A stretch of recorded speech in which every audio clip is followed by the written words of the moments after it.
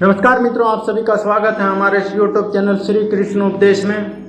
मित्रों, मैं सुधीर वर्मा आप सबके बीच लेके आता हूँ श्रीमद् भागवत गीता का अर्थात रूप, यानी कि आपको हर एक श्लोक का मैं अर्थ समझाता हूँ। मित्रों, श्रीमद् भागवत गीता यह एक बहुत बड़ा पवित्र ग्रंथ है। मित्रों, इसे स्वयं श्री कृष्ण ने इस श्लोक का उपदेश दिया है। मित्रों, यह हमारे मानव जीवन के ऊपर निर्धारित है। हमारे मानव जीवन का इसमें उदाहरण दिया गया है। मानव जीवन के ऊपर यह श्लोक दिया गया है। मानव जीवन को कैसे व्यतीत करना चाहिए उस चीज को इसमें बताया गया है। तो मित्रों, इस पवित्र ग्रंथ को हमें जानना अति आवश्यक होता है। मित्रों, मैं जानता हूँ आप सब रोजमर्रा के कामों में कहीं ना कहीं व्यस्त रहते हैं और ऐसे पवित्र ग्रंथों पे ध्यान नहीं दे पाते हैं, अपने जीवन के ऊपर ध्यान नहीं दे पाते हैं। इसलिए मित्रों, मैंने निश्चय किया है कि मैं आप सब तक इस पवित्र ग्रंथ को पहुंचाऊं, जिससे आप सबका जीवन में भी बदलाव आ सके, आप सब भी अपने जीवन को जान सके। तो आइए मित्रों, हम जानते हैं श्रीमद् भागवत गीता का अध्याय 4 दिव्य ज्ञान श्लोक नंबर 8। श्री भगवान बोले, हे पार्थ, भक्तों का उद्धार करने, दुष्टों का विनाश करने तथा धर्म की फिर से स्थापना करने के लिए मैं हर युग में प्रकट होता हूँ। तत्पर मित्रों, भागवत गीता के अनुसार साधु पवित्र पुरुष कृष्ण भावना भावित व्यक्ति है।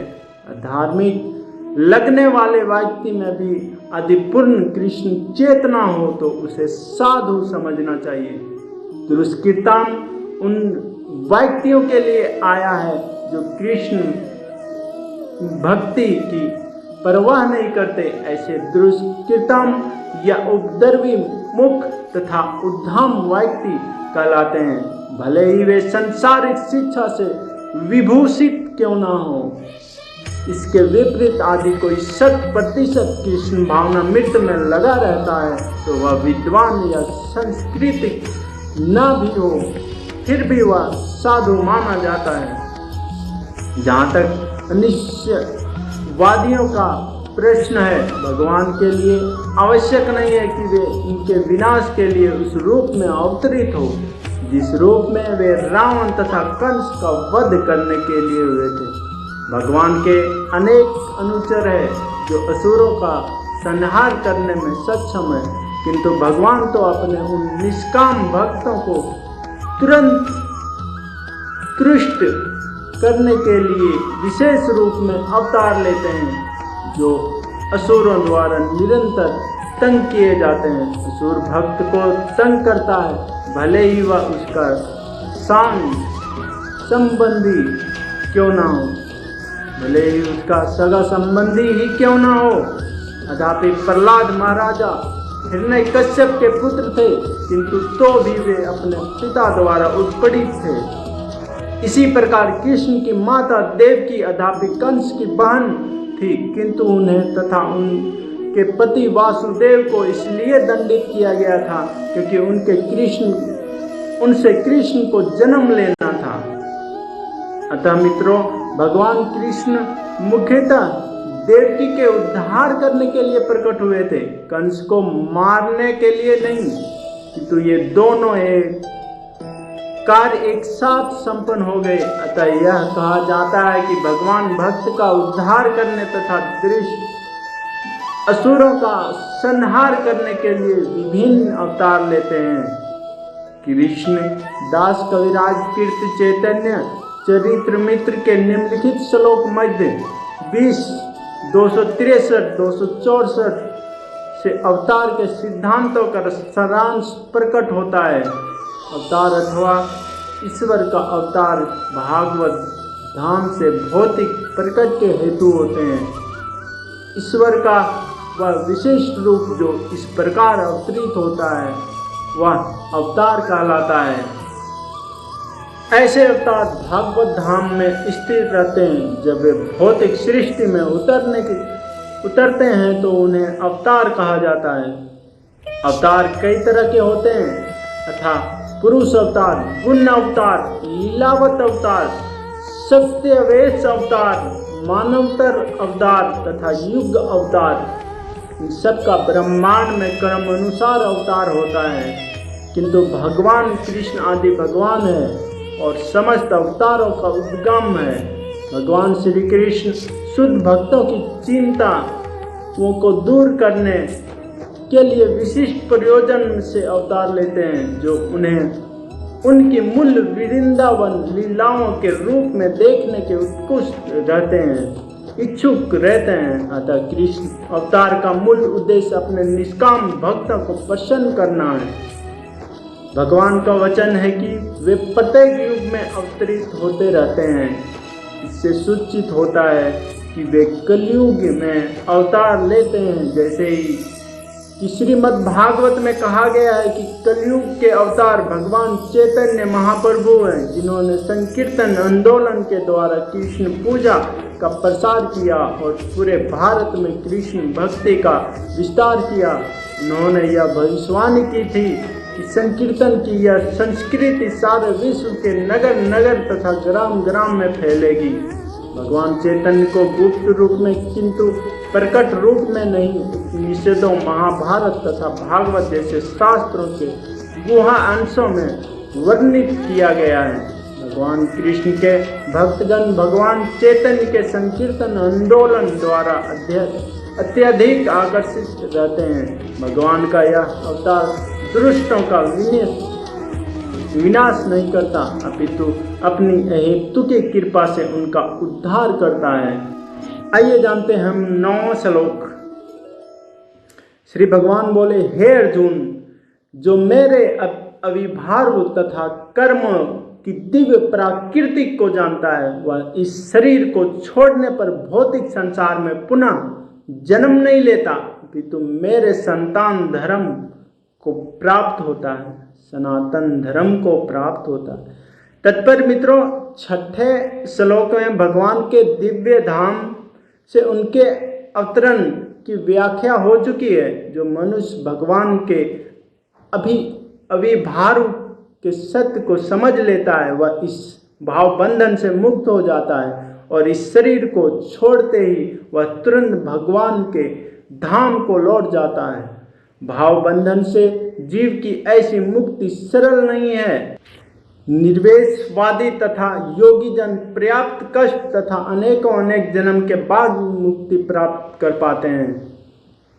इतने पर भी उन्हें जो मुक्ति भगवान की निरंकार ब्रह्म ज्योति में तन्मय प्राप्त करने के रूप में मिलती है, वह अंशिका होती है और इस भौतिक संसार में लौट आने का भय बना रहता है। किंतु भगवान के शरीर की दिव्य प्राकृतिक तथा उनके कार्यकल्पों को समझने मात्र से भक्त इस शरीर का अंत होने पर भागवत धाम को प्राप्त करता है और उसे इस संसार में लौट आने का भय नहीं रहता। मित्रों, बृहशासित में 5.33 में यह बताया गया है कि भगवान के अनेक रूप तथा अवतार हैं। अद्यापि भगवान के अनेक दिव्य रूप हैं, किंतु फिर भी वे अद्वितीय भगवान है। इस तथ्य को विश्वासपूर्वक समझना चाहिए। अद्यापि यह संसारी विद्वानों तथा ज्ञान योगियों के लिए आगमय है, जैसा कि वेदों में पुरुष बोधिनी उपनिषद में कहा गया है। एक भगवान अपने निष्काम भक्तों के साथ अनेक दिव्य रूपों में सदैव संबंधित है। इस वेद वचन की स्वयं भगवान ने गीता के इस श्लोक में पुष्टि की है, जो इस सत्य को वेद तथा भगवान के प्रमाण के आधार पर स्वीकार करता है और सूचक चिंतन में समय नहीं गंवाता, वह मुक्ति की चरम सिद्धि प्राप्त करता है। इस सत्य को श्रद्धापूर्वक स्वीकार करने से मनुष्य निश्चय रूप से मुक्ति लाभ कर सकता है। इस प्रसंग में वैदिक तो तत्वमसी लागू होता है। जो कोई भगवान कृष्ण को परब्रह्म करके जानता है या उनसे यह कहता है कि आप वही परब्रह्म श्री भगवान हैं, वह निश्चित रूप से अविलंब मुक्त हो जाता है। मित्रों, फलस्वरूप उसे भगवान की दिव्य संगति की प्राप्ति निश्चित हो जाती है। दूसरे शब्दों में ऐसा श्रद्धालु भागवत भक्त सिद्धि प्राप्त करता है। इसकी पुष्टि निम्नलिखित वेद वचन से होती है। श्री भगवान को जान लेने से ही मनुष्य जन्म तथा मृत्यु से मुक्ति की पूर्ण अवस्था प्राप्त कर सकता है। इस सिद्धि को प्राप्त करने का कोई विकल्प नहीं है। श्वेतवासर उपनिषद में 3.8 में इसका कोई विकल्प नहीं है का अर्थ यही है कि जो श्री कृष्ण को श्री भगवान के रूप में नहीं मानता, वह अवश्य ही तमोगुणी है और मधुपात्र को केवल बाहर से चाट कर या भागवत गीता की विद्वत्पूर्ण संसारी विवेचना करके मोक्ष प्राप्त नहीं कर सकता। ऐसे सूचक दार्शनिक भौतिक जगत में महत्वपूर्ण भूमिका निभाने वाला हो सकते हैं, किंतु वे मुक्ति के अधिकारी नहीं होते। ऐसे अभिमानी संसारी विद्वानों को भागवत भक्त की अहेतुकी कृपा की प्रतीक्षा करनी पड़ती है। अतः मनुष्य को चाहिए कि श्रद्धा तथा ज्ञान के साथ कृष्ण भक्ति का अनुशीलन करे और सिद्धि प्राप्त करने का यही उपाय है।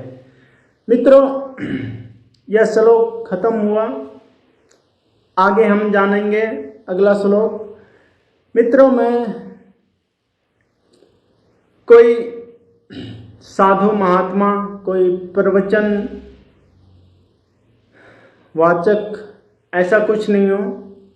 मित्रों, मैं साधारण एक आप जैसा ही इंसान हूँ और मेरा उद्देश्य है कि इस श्रीमद् भागवत गीता को आप सब तक पहुँचाने का इस उद्देश्य से मैं इस श्लोकों को मैं YouTube पे पोस्ट करता हूँ, YouTube पे डालता हूँ। तो मित्रों, आप सबसे उम्मीद मेरा रहता है कि आप सब इसे सब्सक्राइब और लाइक और शेयर करके मेरा उत्साह बढ़ाने की कृपा करें। आप सबों से विनती है। धन्यवाद मित्रों।